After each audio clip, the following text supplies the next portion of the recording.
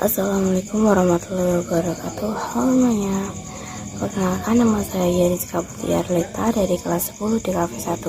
Di sini saya akan menjelaskan tentang fotografi. Tentang pengertian fotografi, sejarah fotografi, jenis fotografi, jenis kamera, dan juga pengambilan gambar. Dimulai dengan pengertian fotografi.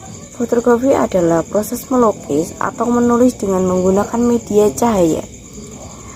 Sebagai istilah umum, fotografi berarti proses dan metode untuk menghasilkan objek tertentu tersebut pada media yang peka cahaya. Sehingga secara umum fotografi dapat diartikan sebagai proses melukis dan menulis dengan menggunakan media cahaya. Sementara itu, menurut Ansel Adams, fotografi adalah sebagai media berekspektasi dan berkomunikasi yang kuat, menawarkan berbagai preferensi, prestasi, interpretasi, dan eksekusi yang tak terbatas. Sejarah fotografi. Sejarah fotografi dimulai pada abad ke-19, tahun 1839, merupakan tahun awal kelahiran fotografi. Pada saat itu di Prancis dinyatakan secara resmi bahwa fotografi adalah sebuah terobosan teknologi.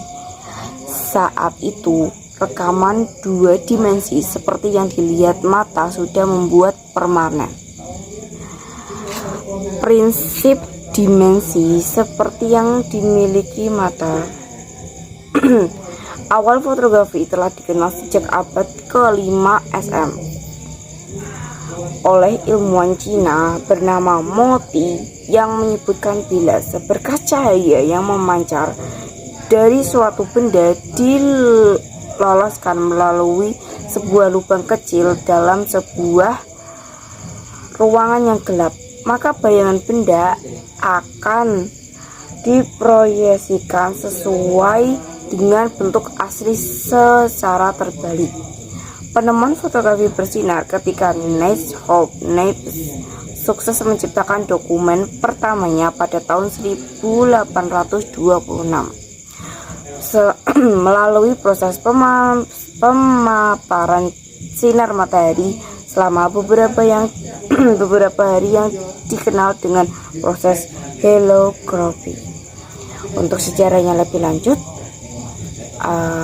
linknya ada di deskripsi ya.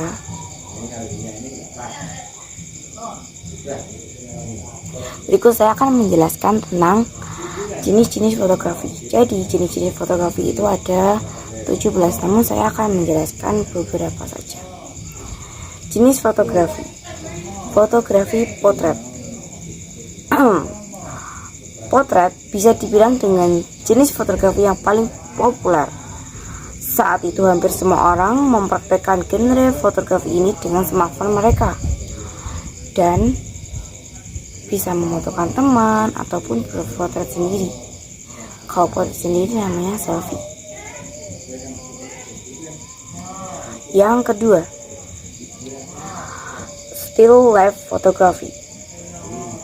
Seperti namanya, centrum fotografi populer ini terutama melibatkan pengambilan foto benda mati.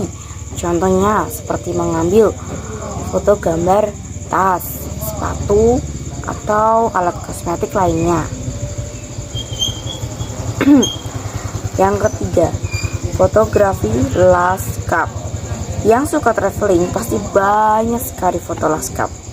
Berlawanan dengan kepercayaan populer, jenis fotografi ini tidak terbatas pada foto horizontal. Jadi fotonya itu bisa jadi segala arah. Dan ini yang suka traveling pasti banyak sekali foto-foto seperti ini. Yang ke fotografi perjalanan. Fotografi perjalanan dapat mencakup sebagai subjek yang diambil saat berpergian.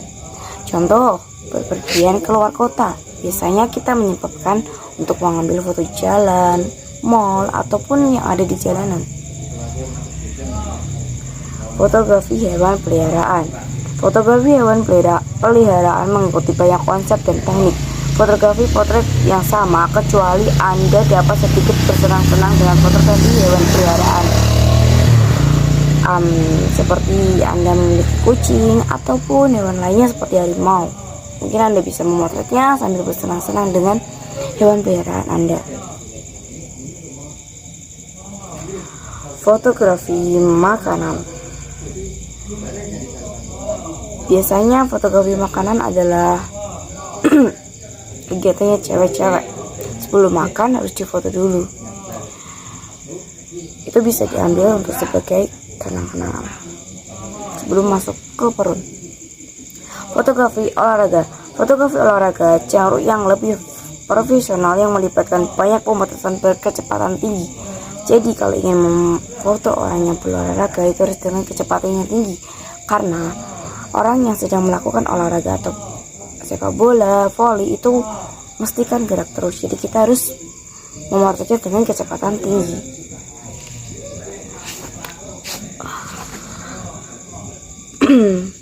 Fotografi satwa liar. Genre lain yang bermanfaat pada bergaji dan bergaji tinggi adalah fotografi satwa liar, karena tantangannya yang jelas untuk menangkap hewan liar yang bagus dan jelas tanpa mengganggu habitat alam mereka. Pekerjaan ini cenderung membutuhkan peningkatan besar dalam peralatan kamera dan banyak langkah keamanan. Jika di luar sana banyak sekali hewan liar dan ada yang buas, ada yang jinak.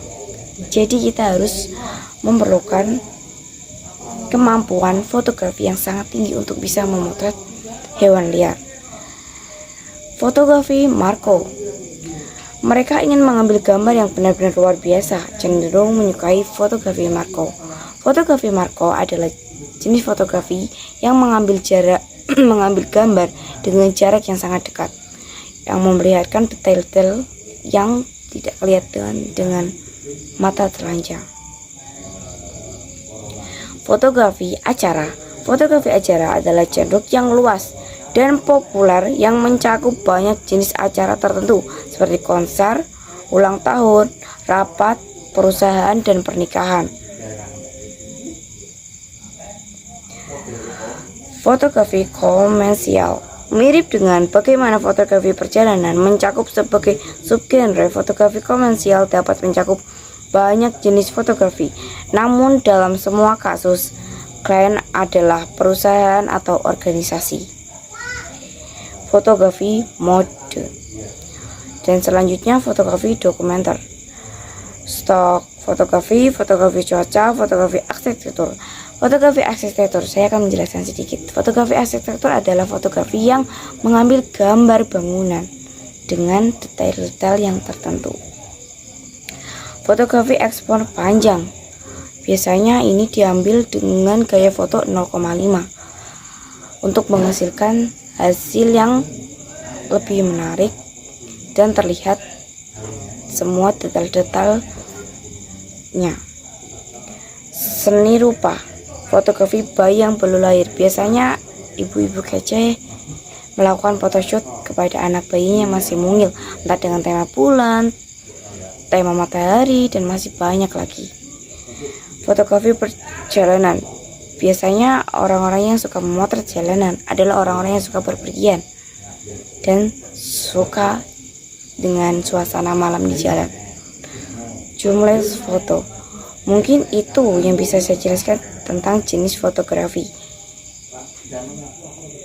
Di sini ada 7 jenis kamera. Kamera DSLR, kamera mirrorless, kamera analog atau kamera film, kamera action, kamera 360 derajat, kamera underwater, kamera medium format. Pengambilan gambar. Pengambilan gambar juga ada beberapa teknik loh, jadi nggak asal cekrek aja ya. Teknik pengambilan gambar dengan echo. Teknik ini merupakan teknik pengambilan dari jarak yang sangat dekat. Teknik echo biasanya digunakan untuk tujuan mengambil gambar objek yang merupakan bagian-bagian tertentu terpusat sangat jelas. Yang kedua, teknik pengambilan PCU. Teknik pengambilan PCU dapat digunakan bagi Anda yang senang melakukan pengambilan gambar yang hanya difokuskan di bagian wajah. Cocok nih buat yang suka selfie. Yang ketiga, teknik pengambilan CU. Teknik pengambilan yaitu close up. Teknik pengambilan close up merupakan teknik pengambilan gambar yang akan menampilkan hasil gambar yang jauh lebih dekat. Jika objeknya adalah manusia, maka yang akan diperoleh hanya bagian bahu sampai atas kepala saja. Teknik pengambilan gambar dengan medium close up atau MCU. Teknik pengambilan dengan medium close up merupakan teknik pengambilan gambar yang merupakan gabungan dari teknik close up dengan media shot. Hasil gambar yang diambil dengan teknik ini akan jauh lebih detail dari medium shot, tetapi tidak akan terlalu detail seperti gambar close up. Mungkin itu saja yang bisa saya sampaikan. Jika kurang jelas, link dari penjelasan ini ada di deskripsi ya. Cukup sekian. Jika ada kesalahan kata yang saya ucapkan, saya mohon maaf. Wassalamualaikum warahmatullahi wabarakatuh.